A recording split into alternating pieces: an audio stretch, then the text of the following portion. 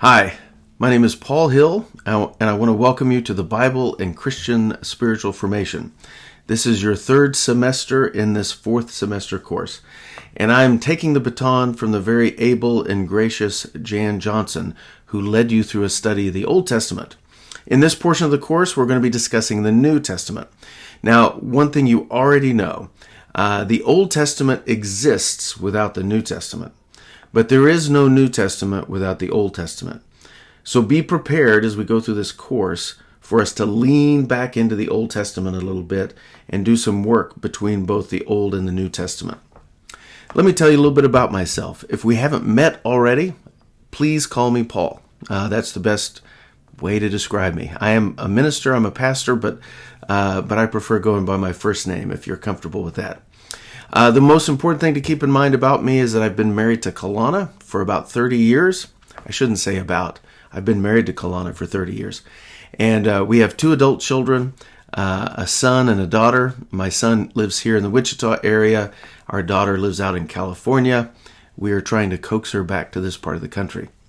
I have my primary work is with the Wheatland Mission Church. I've been the pastor there for 16 or 17 years at this point.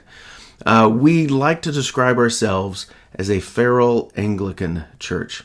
We're not a part of the Anglican Church or the Episcopal Church, but we do use the Book of Common Prayer in our worship.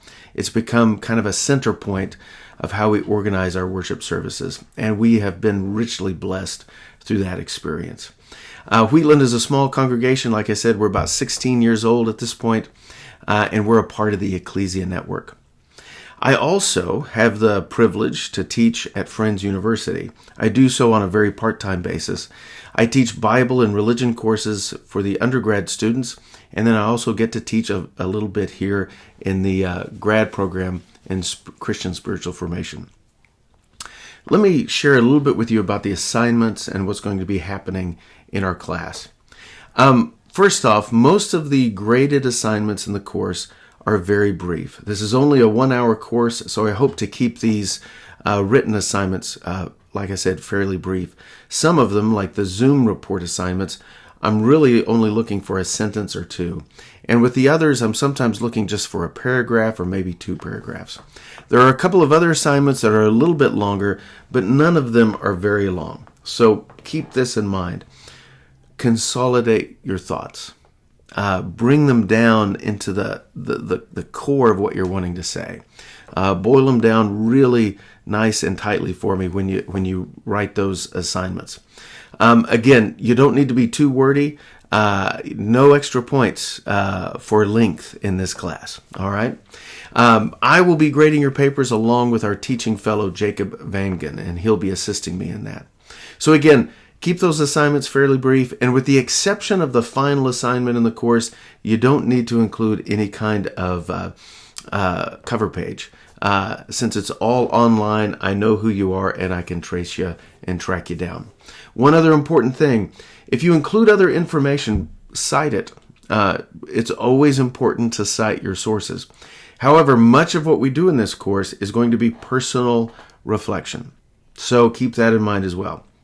This is certainly academic work, but in this portion of the course, there's a lot of personal reflection on your experience of reading Scripture and of prayer. Also, let me take just a quick moment and go over the texts with you that we're going to be using in the class. First off, we're going to be using the Drama of Scripture, which you're already familiar with. We're going to be finishing that book up this semester. It's a great book by Craig Bartholomew. The most important thing about this book, and the reason that Jan and I want you guys to engage it, is because it helps provide a clear narrative arc, a clear understanding of the big story of Scripture. And it does so through those various acts of this divine drama or scriptural drama. So that is an essential part of our growth in reading Scripture and becoming better readers of Scripture, is to understand the big, like I said, narrative arc. So that's why we're still working our way through the drama of Scripture. You're also going to be reading a book by Bradley Jersak called A More Christ-Like Word. It's a fascinating book, a real easy read, a lot less academic than some of the other stuff that we're going to be reading in the course. Bradley Jersak started off his life as a conservative fundamentalist evangelical. He moved into the realm of the Mennonites and the Anabaptist movement.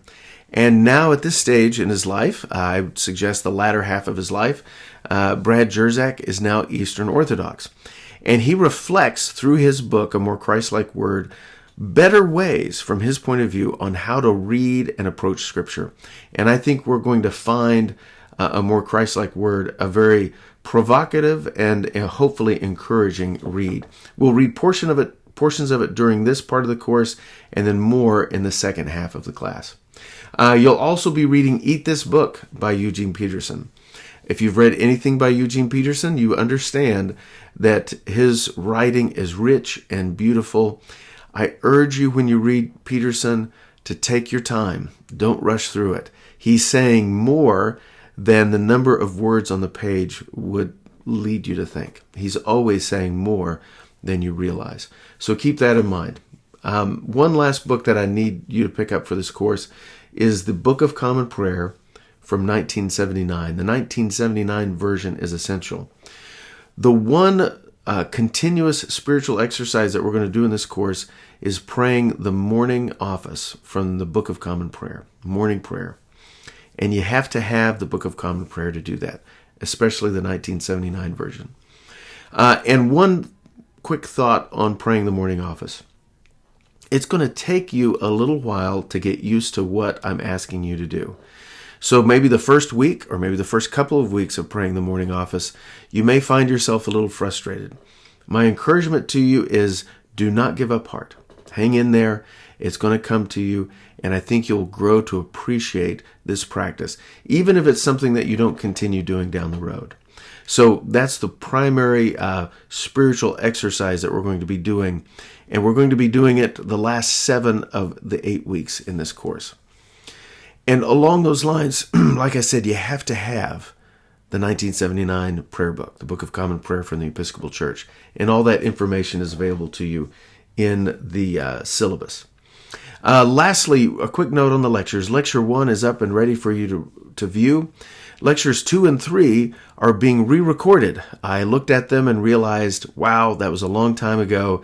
The sound is not great. We need to adjust that. So I'm going to be re-recording those 2 lectures and posting them in time for you to view them for those appropriate topic cycles.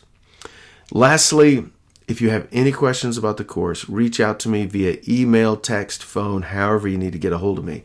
I'm more than happy to meet with you by Zoom if we need to do that, or talk to you over the phone. Also, Jacob Vangen, who is our teaching fellow in this course, will be grading some of your work and also participating in our Zoom sessions. So feel free to reach out to Jacob if you need to as well. I'm really looking forward to spending time with you in this class, and it's a fun course. And I know I've said one last thing 3 times now, but here's one more last thing. What we're exploring in this class is something that's really kind of at the edge of our language. That is our experience of God in Scripture. And what we're going to be doing during this semester and next is trying to put words to what is struggling within us to come out. So be patient with yourself, be patient with me, be patient with one another, and listen for God's Spirit during this experience. May God bless you and encourage you throughout this course. I look forward to seeing you on Zoom here in a couple of weeks.